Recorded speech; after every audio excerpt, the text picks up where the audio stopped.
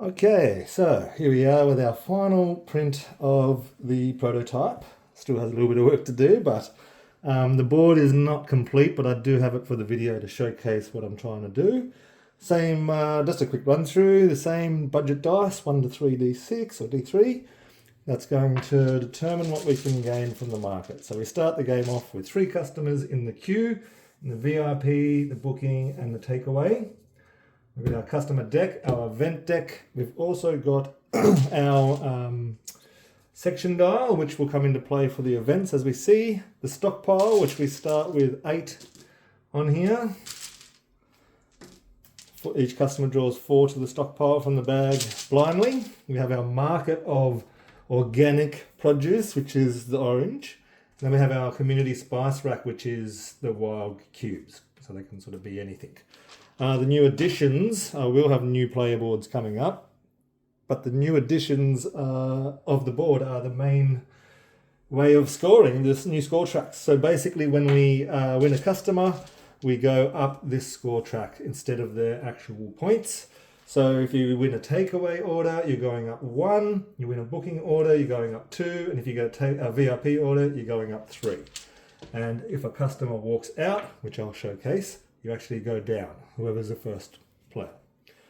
So we've got the whole thing set up here. We've got our kitchen board, which has actually got the new worker placement included in it. So we've got the 6 spaces in each section, which is basically just giving player agency in their turn to be, if they roll bad, they can get more cubes.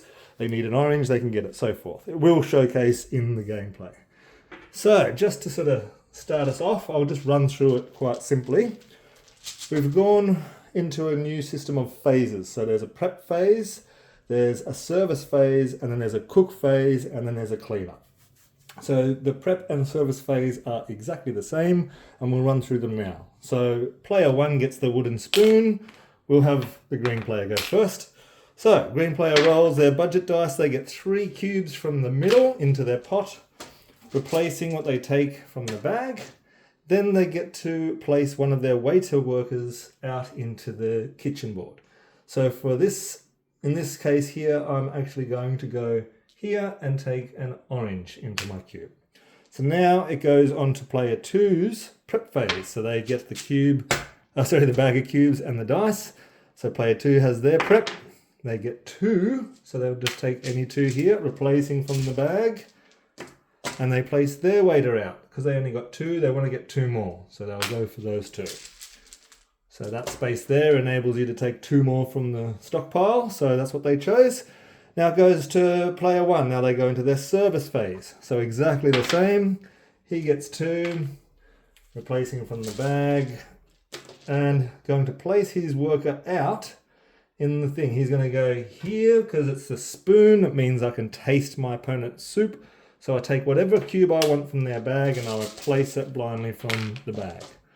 So that was my service phase. Go on to the opponent's service phase. They do the exact same step. They only got a 1 this time. So this time they're going to go here to get another cube. So now they can basically increase that into a 2 is what that space does. So that's our prep phase for each player done. Our service phase for each player done. Now we go to our cook phase. So first player, being the green player, decides which customer they want to cook for or intend to cook for, and they place their chef on it. So the way that the worker placement works is not only to give player agency and more choice, but it also is a restriction for all players. So I can only cook for customers in the section I have waiters. So the green player can cook for the VIP because he's got a waiter in the VIP section, or the booking section because he's got one in the booking. And player 2 can cook for B because he's got one in the booking section, and C because he's got one in the takeaway section. So you can see how that works as a limiter. So for instance, first player is choosing to cook for bookings. Now the second player puts their chef out on who they intend to cook for. They want to cook for the takeaway. Okay, so now first player will remove the cubes, a yellow, a blue, and a red. back to the, oh, I'm doing his takeaway. Purple, 2 reds and an orange. Okay, so purple, 2 reds and an orange. So that's all the cubes there, back to the bag. I actually take this customer. So I've won him. He was a booking, so I get to go up 2 points. Now my opponent is going for the takeaway order. So a yellow, a green, and a red. Yes, you have the red. So puts that back in the bag. They take their customers' points. They only got a takeaway. So they get to go up 1. So now that's the end of the cook phases are done, service phases are done, and the cook phases. So let me start that again. The prep phases are done, the service phases are done, and the cook phases are done. So now we go into cleanup. So the first player is going to move. There is going to be a token here on the section dial. We move from dinner to breakfast. We slide all the customers down. So VIP will slide to the booking and we'll replace backwards from there. So now as the customers slide, they'll become more available for different orders and they've all got different cubes. So some are easier, some are harder for VIP, so forth. So that is the cleanup phase. I actually have to bring all of the waiters back as well. So the idea of the first player doing the cleanup is supposed to emulate you in the kitchen doing all the work at the end. So as a first player, I've got to refill the customers, change the section dial, give my opponent back their meeple, all of that stuff. So now that was a full round complete and I pass the first player token to my opponent and we start over again.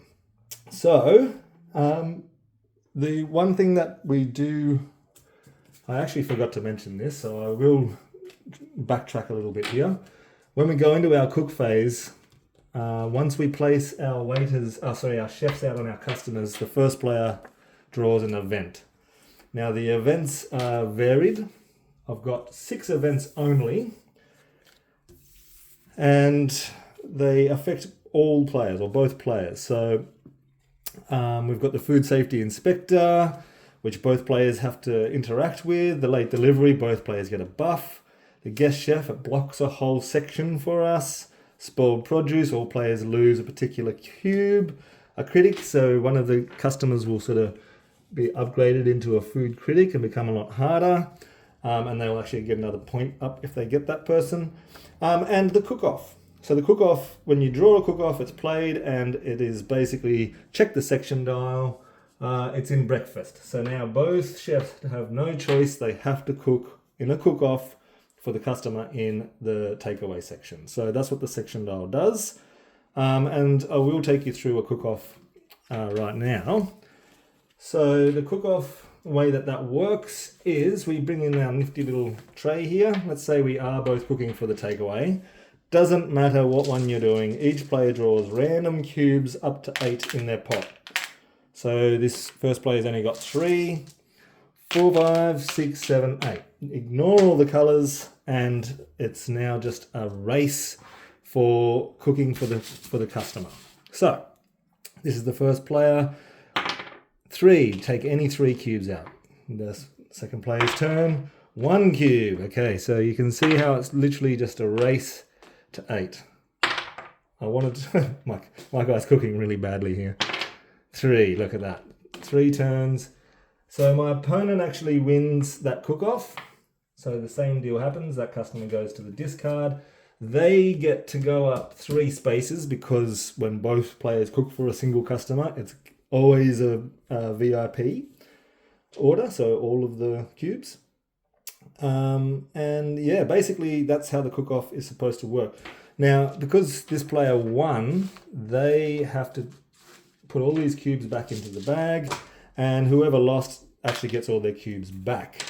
And that actually creates a catch-up, not necessarily a mechanic, but a tool for the player who lost the cook-off to catch back up, because they've got a full pot. They can basically cook for the big order and get those 3 points back. It kind of causes players to go a little bit more head-to-head. So like, let's just example round 2. We'll bring this guy back.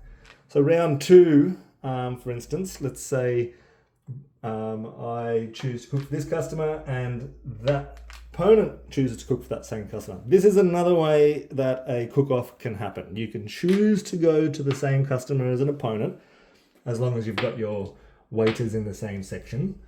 We can just choose. It doesn't have to be through the event. We can choose to have a cook-off. But the cook-off event is guaranteeing it to happen through the game. And when this does get played, it gets shuffled back into the event deck. So let's say we have a fresh game started and the first event that we play is a cook-off. It gets shuffled back in and it can happen multiple times. But in that same scenario, if it's on the bottom of the deck, we're going to have 5 full rounds of no cook-offs unless we choose, and then a big finale cook-off basically at the end. So it kind of has this weird way of giving a slight narrative with the cook-off being an event.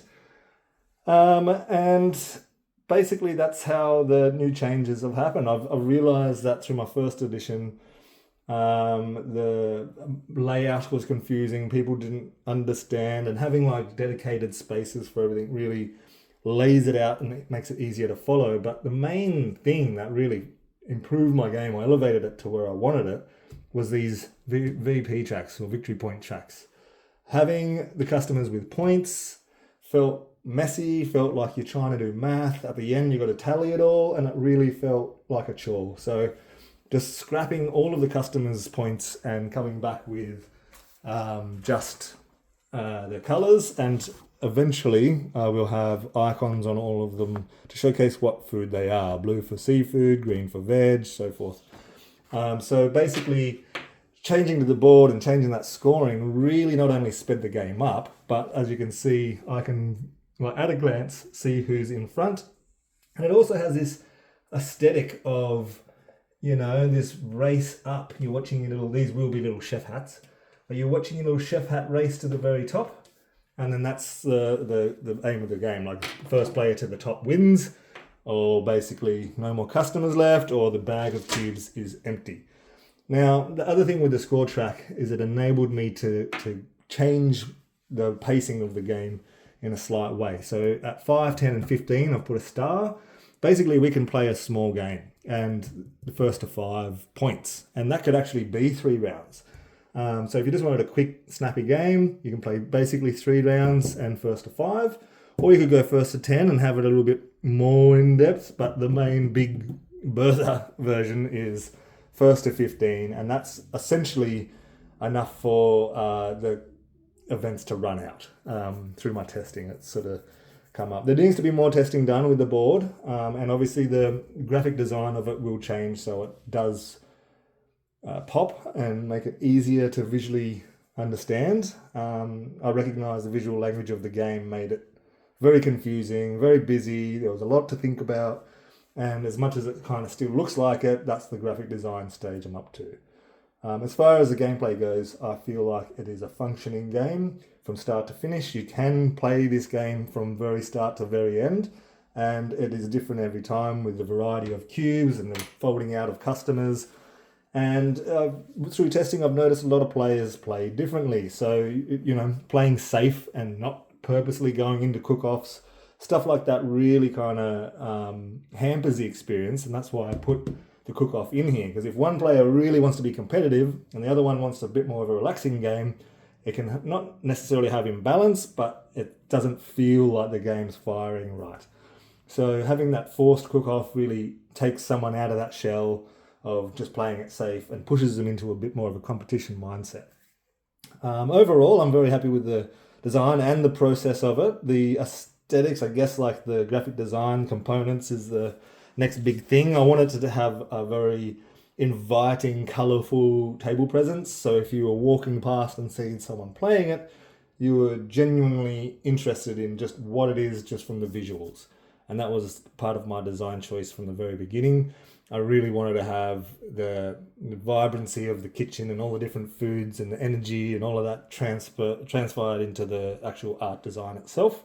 And then the gameplay. I think, you know, when you're playing as chefs, you kind of get into the headset and tactile vibe of picking up cubes and putting them into a physical pot. It all starts to play into the experience of emulating being a chef. And then the back and forth that you have, like the air between players becomes, the narrative. We're sort of yelling at each other about taking our customer or tasting our soup at the wrong times. And I really feel like it does have kind of hospitality language or shop talk in it. But yeah, I think as far as the game goes, I'm very happy with the process, and I'm looking forward to doing the graphic design changes and component changes, and then really going on a broader test and stress testing as much as I can. So yeah, basically that's the new final version of my prototype anyway, HOSPO.